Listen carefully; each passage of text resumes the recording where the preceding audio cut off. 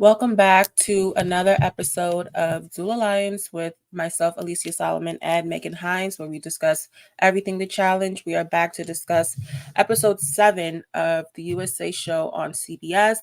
And this week we have a little bit more of a pity party that keeps flowing on into this next episode. And we're going to address this little party situation because it kind of just got out of hand online this week.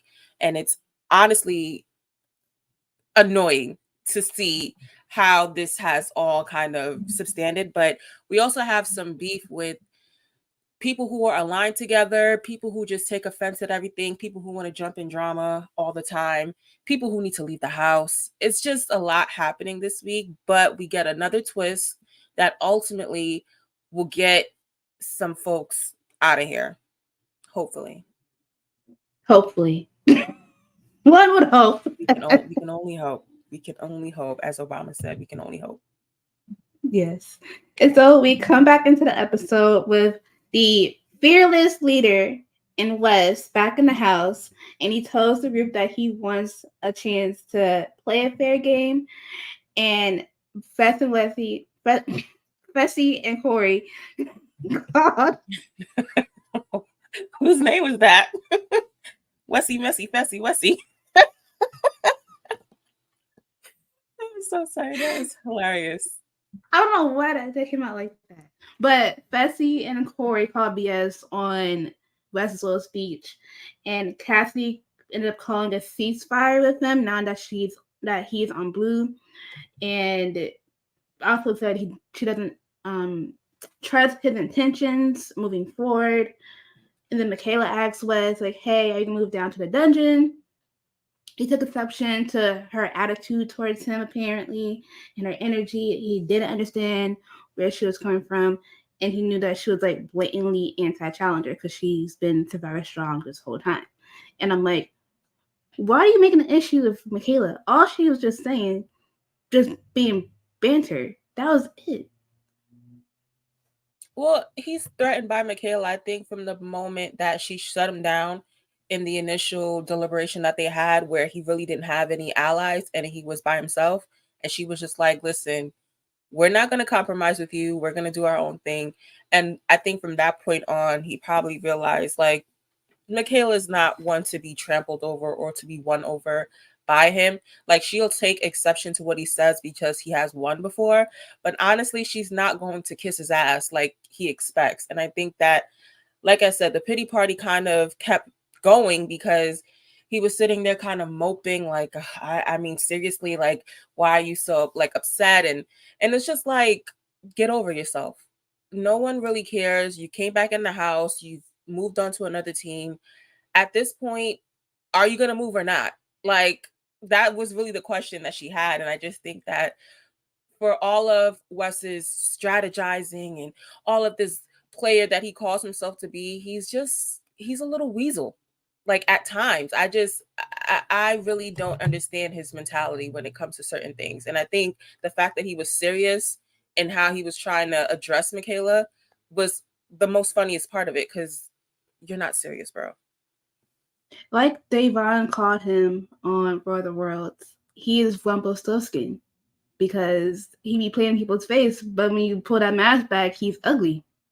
And that has shown this week. Do you want to dive into that now? Just that since we're still on here. I mean, he was addressing him and his wife. I don't know his wife, so I'm not gonna put her into it. But she was online speaking up for her husband as well. But he basically was saying that how uh people were coming at him and including Desi and I think Josh as well. I'm not 100% sure. I wasn't really keeping up, but I just saw like some of his, you know, what people post on the notes app and they give a whole long thing, or they post on an Instagram story on a black screen. It's like, all right, now you're trying to be so serious here and it's really not that deep. And it was really off of the fact that he had this whole storyline about retirement. And the thing is with me is that you did your interview after the fact that you were on the show. Some interviews are done while you're in the house, but majority of the interviews are done after the fact. So you knew what you were doing when you were in the confessionals speaking about this and bringing it up. And I think because what people are calling you out on your shit. Now all of a sudden, it's this whole big issue, and you're taking such exception. Like I said last week, bro, if you got the bread, you shouldn't even be worried about this little 250 that you're trying to win again. Like honestly, just go home and be a family man at this point. Pack it the fuck up. We don't care. Like you and your family get offline and y'all handle your business on your own by yourself. But I just think that it was corny for the both of them to be online going after people who are in the house. Like that's just weird. And it's just like it's one thing to be mad about something that was happened personally to you in the house. Nobody was attacking that man personally at all. Everybody just knows how he is in the game, and it's two-faced, and that's the facts. And he got mad again, and then since that, people have been having the barrage on him, it's like, hey, you made your bed, you gotta lay in it. Just shut up, get offline, and go. Because now, like, your skeletons are coming out even more. Like, we knew, like, he was shiesty back in the day, and people have been bringing it up multiple times. It's come up again. We have the tape. We have witness statements. Like, bro, you are not a good person on the show. Don't come up on here and act like you are a saint. You're not. And then his wife got into it. I'm like, ma'am, both of y'all need to stop, because if y'all have this money, why I got a Patreon and saying, oh, watch everything else what we got to say on Patreon? Nobody gonna pay for that. Like, y'all trying to make this narrative that is so stupid. Go home, go actually make your money, and leave us with this show alone. Just retire. Because I'm like, you're pulling a LeBron. I'm like, you're gonna come back to the show anyways. So why are you trying to pull this right now? Because it's stupid. And you're not gonna get sympathy for it. That's what he's trying to do. But it's like, bro, you cannot get sympathy for this because you are not a good person on this show. It don't work like that. You are a villain. Stand in it. Yeah, my thing is that I try to like Wes. Like even after he's come back, I'm like, okay, you know, Wes is a familiar face that I know. And even after it's been 20 years and such, I'm thinking, you know, he probably is mature, but not really. Like maybe. But I mean, with this, it was just like this is typical Wes. And shout out to Laurel for chewing his ass up and really reading him down, because honestly, she's completely right. Like his I was gonna say something, but he would never last in New York. I'm just saying that right now. Whatever Laurel said it rings true, because it's some people that just can't really survive and rock out in certain places, and he is where he is for a reason. So keep it cute and just leave people alone. Like we really don't need this whole. It was like a long thing that kind of just extended on to the next couple of days after the episode, and it really did not need to be all of that. Yeah. And Davon has like, hey, Davon, because people were like doing character statements on Wes. He like called people like, hey, can you write this about me? Because people are like, Wes is cool. Davon was like, I didn't get a character witness text. Like, hey, you want to say something about me? Because if she did, it would not fit his narrative. Because he really sat in our faces on Raw the World, talked about her as a mother. And then now you are about to be a parent and you're acting this way. Just shut up and be a good person, because you're horrible. And you keep bringing in personal stuff, and if it comes back to you, you quiver. And you're like, you had to bound behind other people. When like, bro, people have come back as parents. Like Corey and Bananas were really laughing at him for all the charades. Like, bro, you're not serious. So that's it. So we're gonna move back into this episode because we had to get this off because it's been prevalent and it had to be spoken about. But we come back into the daily challenge, and it is called Wreck and Roll, where the players will use spears to smash into columns that are corresponding to their colors. If they smash into a column, 2 tires will fall, and once the tires fall, the other team members will use those little tire pieces to complete a puzzle in 2 different ways, and the first team to finish the puzzle will win. And this was a very big hamster wheel situation with 2 people in it.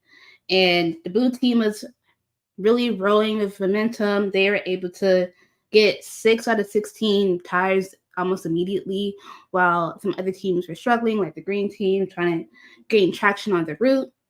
The red team was struggling a bit as well, but they managed to keep up and they ended up getting some momentum as well. Yeah, I mean, it was no surprise. Blue has been steamrolling these teams for the past couple of weeks. There's no reason why people are not joining them. Like they obviously are the stronger team. So it's really been just the same old with Blue steamrolling people. And I think that just the green team and just trying to keep up. Shout out to Monty and Alyssa. And I think they were just trying their best to like hold on. Like that's my thing with green is like even though their numbers have been getting shorter and shorter and people are being moved onto their team, so their team has been getting weaker. I just think that them trying to come together like always, it's a good showing for those players' sake because I didn't even know most of those players on that team. I've never seen them play. So, they just been doing what they need to do, honestly, to try to get a win and be safe. But ultimately, Blue just does what Blue does. Yeah, because like at one point the green team had a strategy to do an assembly line to get their ties in one designated area before they got to the puzzle and did that. I liked how they did that because literally it was only just 5 of them, but they managed to make it work and they were in second place. Um, and red was in last, but the blue team they were just going in and they were able to get their puzzle done and got all the words all the way down and they win this daily challenge. So once again, blue team wins and now they have to pick a man and woman to go into the arena while the rest of the house will do their secret vote for the people in the hopper. And this is where we get Josh trying to strategize and basically make a plan in getting Survivor out. And even though he's playing both sides, I think that the other side in Survivor and the vets just need to start getting some of their numbers out. Like, I just wish that somebody would have just been like, you know what, we're gonna get you out. Like, let's just target him because at this point, it's only certain people making plans that have the numbers, and which makes sense because you have the numbers. But honestly, I just think that it gets boring. And this is the part of the show where I don't care for it because you have the same old people that get to a certain point in the show and they save each other. And then they're the ones, going back and forth with each other. It just gets boring. So I just wish that more of the Survivor players were able to kind of turn over the Big Brother side of it. Yeah, and his plan to get a woman, make it a 2 women survivor today. I'm like, sir, why are you trying to get out a woman when you have to face Chris and Sebastian, who are survivor guys? Why are you trying to get out a strong survivor woman because they're not working with you? Who the fuck cares if they're not working with you? You're not going against a woman, and at the end of the day, in the final, you have to fight against a survivor guy. So it would have been better if like he was like, hey, let me try and get out Sebastian or Chris.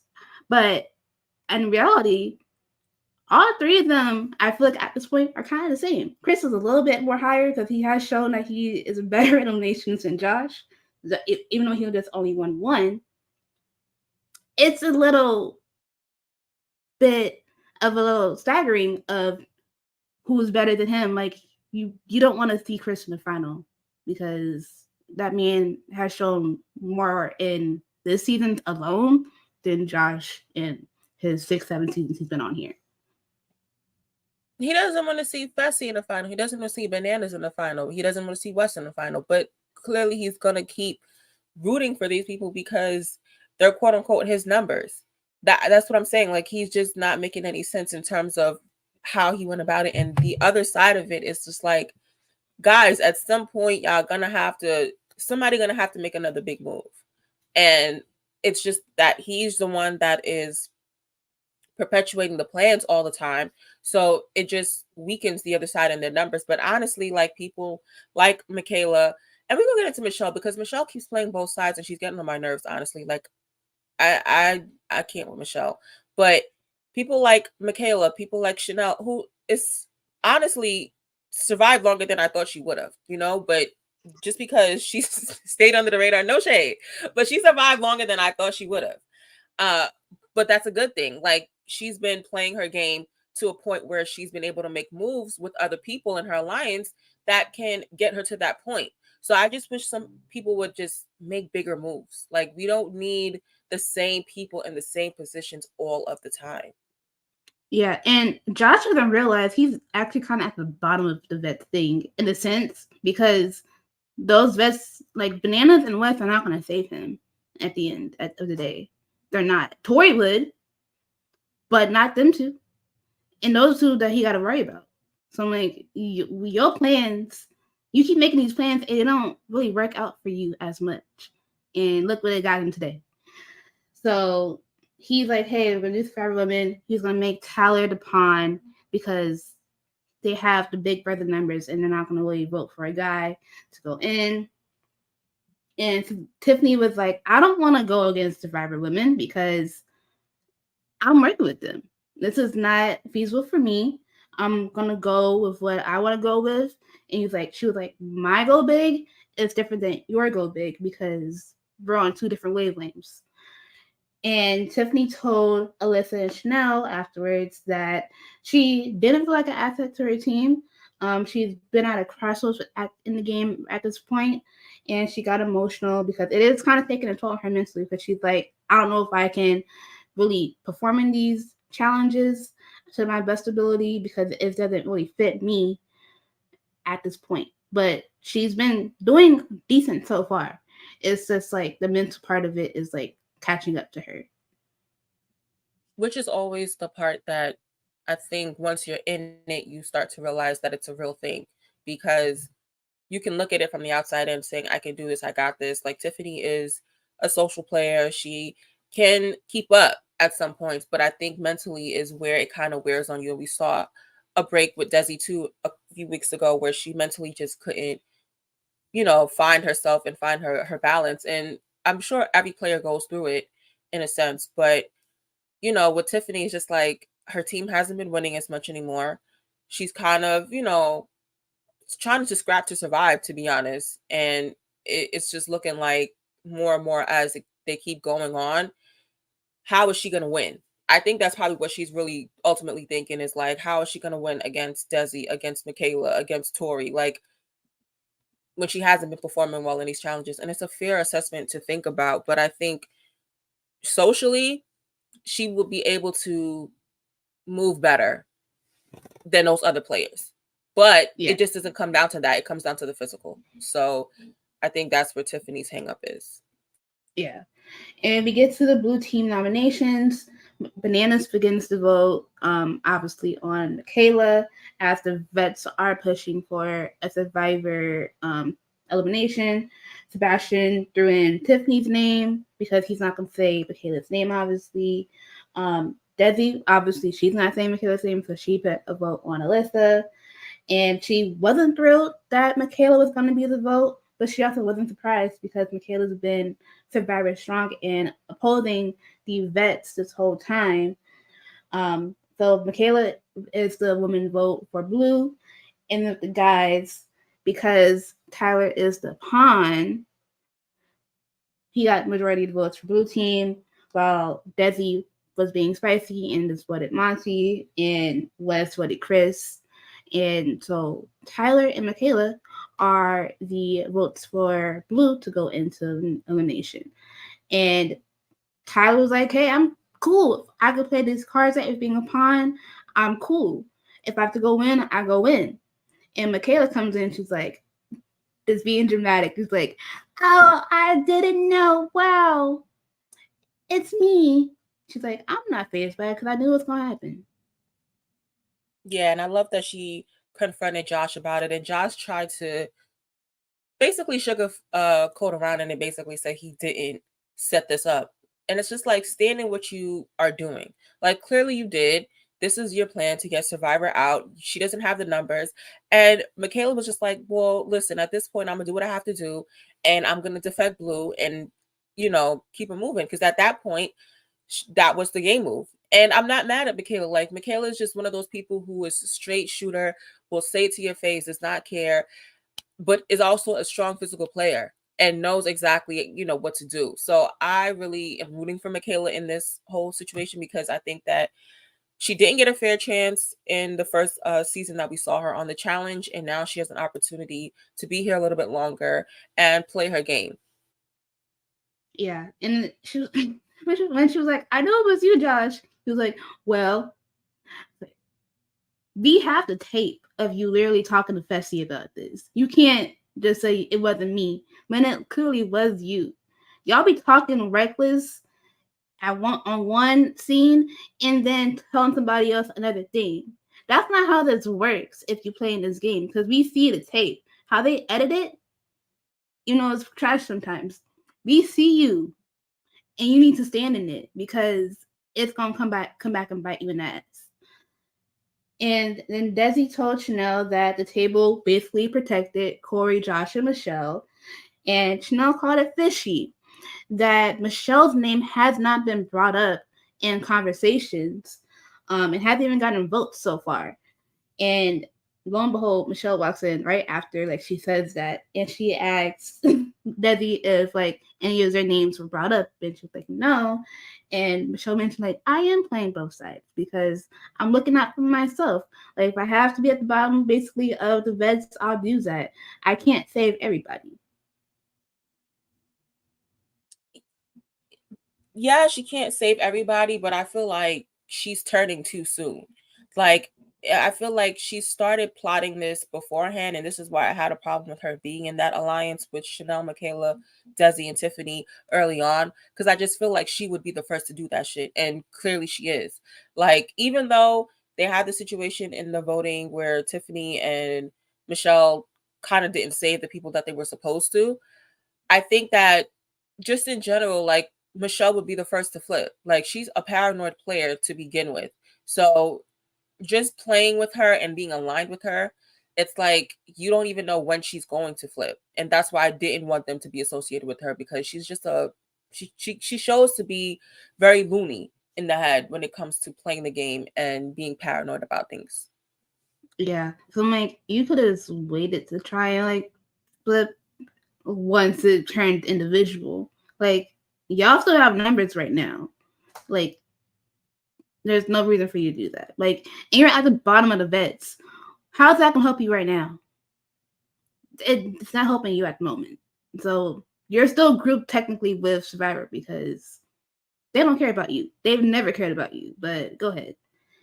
And so we go to the bar night, and these old men are trying to hook up Alyssa and Tyler and have her politic so that Tyler doesn't go into elimination. And they told her like he goes in unless you kiss him at the bar. And Alyssa goes along with this.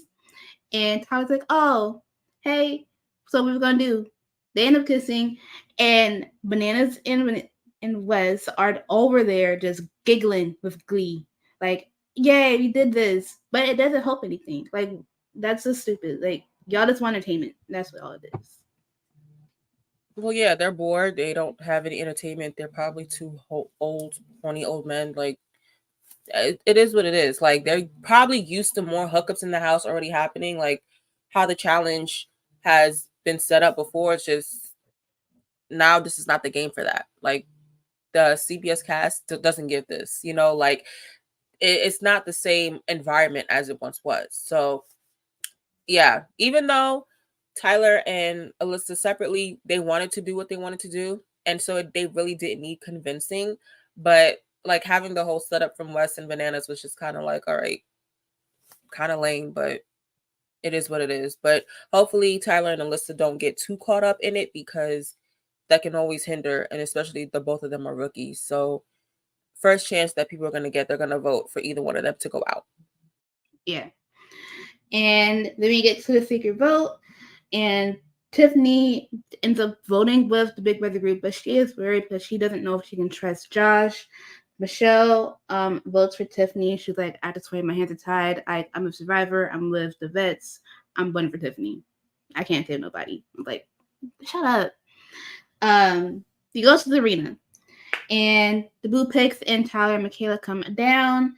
The Hopper votes happen, and we have Tiffany with 2 votes, Monty with 1, Alyssa with 1, Josh with 1. And when Josh got his 1 vote, he looked over and he saw Chanel like look away, and he was like, "Oh, I know she voted for him." Okay, and who cares? Corey got 1, and then Chanel got 4 votes because the plan was to get 2 Survivor women into the Hopper, well, into elimination. Yeah. As Josh always wants to just insert himself. And we'll see it like in a few where he inserts himself with Tiffany. But it's just the same old with Josh. Like the same old sad story. But I think that honestly, I was not surprised that Chanel got those votes, but freaking Michelle. Like, your hands were not tied, sis. No one tied your hands. You were not bondage in any way. Like, this was not going to make or break anything. Like, you literally could have voted for anybody else. Yeah, I just, her logic is just insane. It's just stupid. So, anyways, TJ tells Tyler that he's in the clear because TJ pulled a woman's name who happened to be Tiffany. And Tiffany's like, oh no! Like Michaela did earlier, she comes down to the sand and she immediately goes off on the house and says, y'all always want to make it a girls' day. Tells the guys basically that they were scared to come down in the sand and play. And it's not the women that's whooping y'all asses, it's the other men. And Josh just had to speak up and say, Tiff, like, I've always had your back. Like, I'm not against you.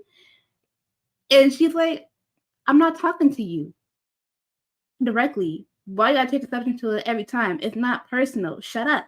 When he started talking, I was like, shut up, Josh. Because you did not need to speak. No, he didn't. But of course, like I said, Josh always inserts himself in things that he doesn't need to, especially with women. So it's not surprising that he just started to take it personal. Like, that's what he's gonna do. But I just think that you literally started this week with trying to get 2 Survivor women out specifically. So how is it not that you are not going after women?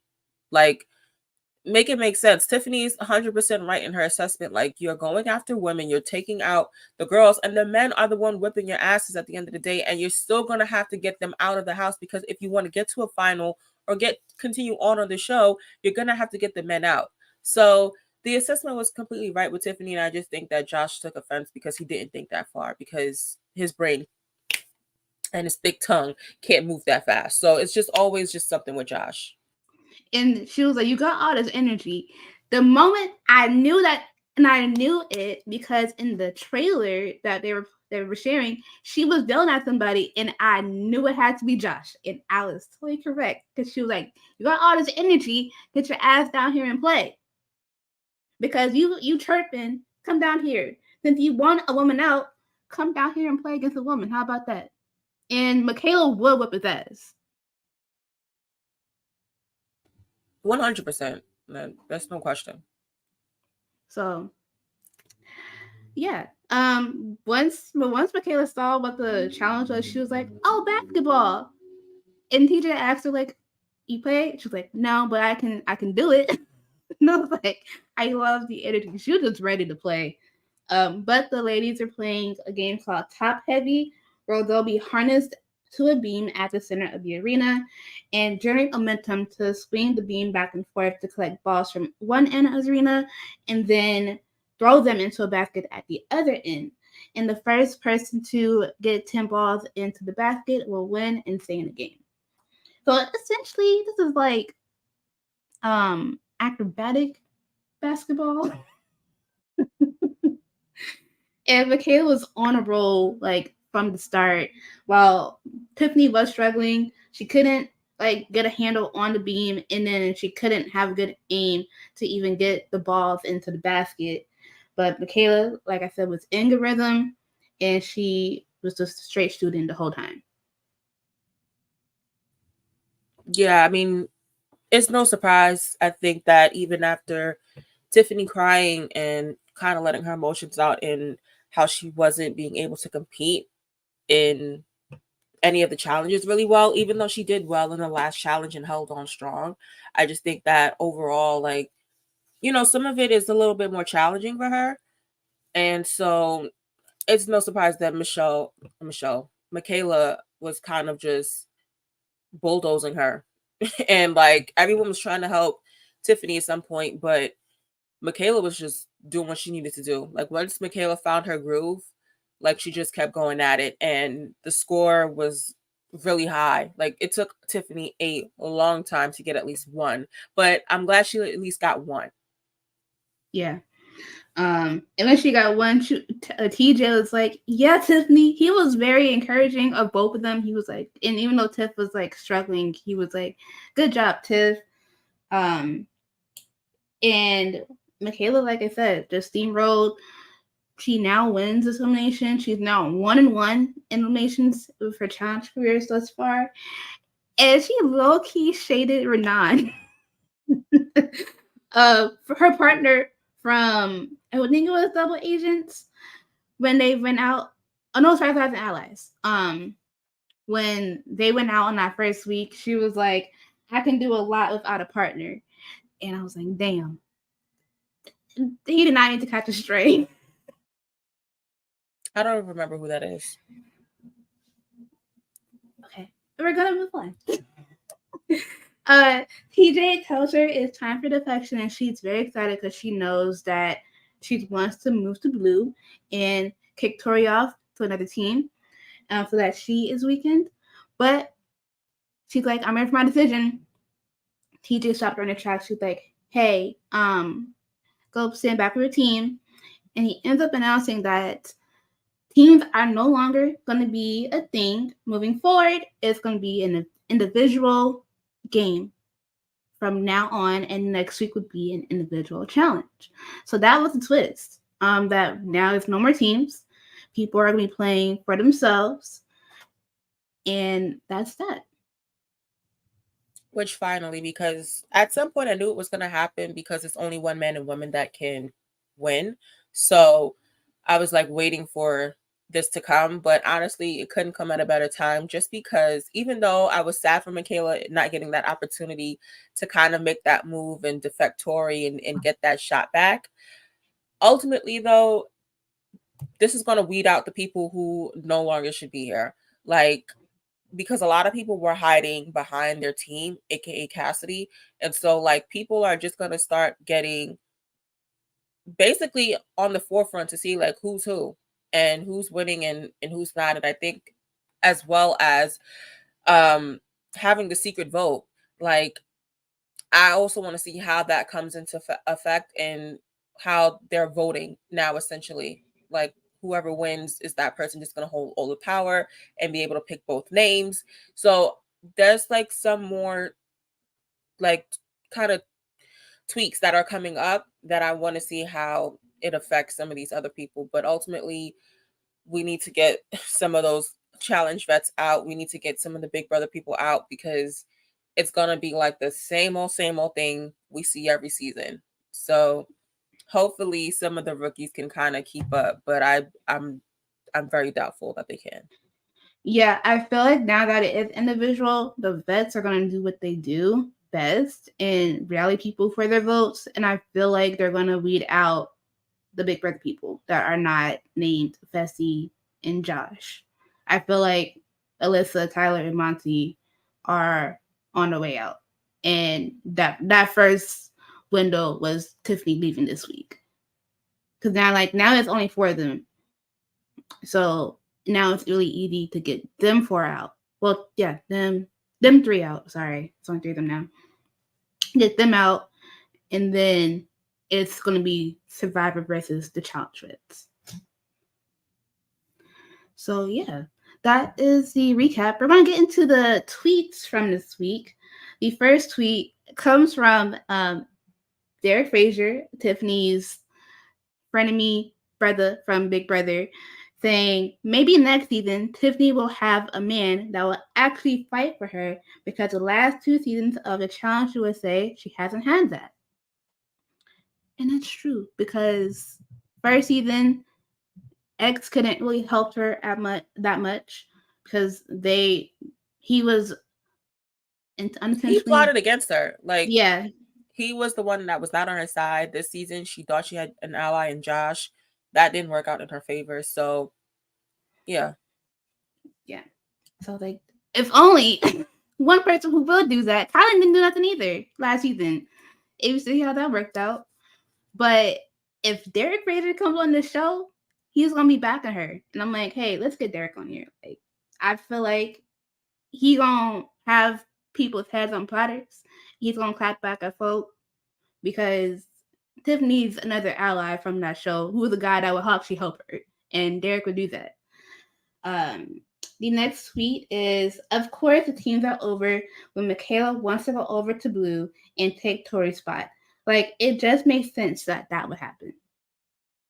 Right. It was, how convenient is that? How convenient is that? Yeah. The next tweet, Wes and Bananas are too old to be trying to set 20-year-olds up. You all are old enough to be their dads. I mean, it's true. Yeah, because I'm like, y'all are that bored to try and do that when they were already going to be kissing and cuddling in the first place. Like, who cares? The last tweet, Cassidy. Even though we are each other's biggest rivals, I guess we have to stop taking shots at each other for now. Wes. Hi, my name is Wes. You're Cassidy, right? Yeah. Because she kept holding on to it when he was trying to move on, when he came back into the house. Like, they're literally on the same team. And she's just like, I guess we'll put this aside. It's nothing to put aside, sweetie. It's only you. Like, it's very one sided. He never really had a beef with you. Like, you were just collateral damage. Like, I guess she'll realize it now. But in the moment, she's just thinking, like, he's coming after me. And it's like, do you, I don't, maybe she just thinks this, like, she's just that important. Like, I don't know. But I can't really, I Yeah. can't. You know, it's the school of Josh delusion. That's it. Yeah. No And those surprise are that the she liked him. tweets. Yeah, so anyway, Delulu makes more Delulu. Anyway, Yeah. thank you guys for listening. We'll be back next week with a guest to talk more of the Challenge USA uh on CBS Paramount. If you guys would like to follow us on Twitter, you can at To The Lines Pod. You can follow Megan at Mixon Hines. You can follow myself at Ace_S5. And you can watch this if you're listening to on YouTube. You can follow us at Dual Alliance Podcast. Please rate, comment, and subscribe. And we'll be back next week with more of us. Thank you guys again and have a good weekend. Yes. And stay out of women's business.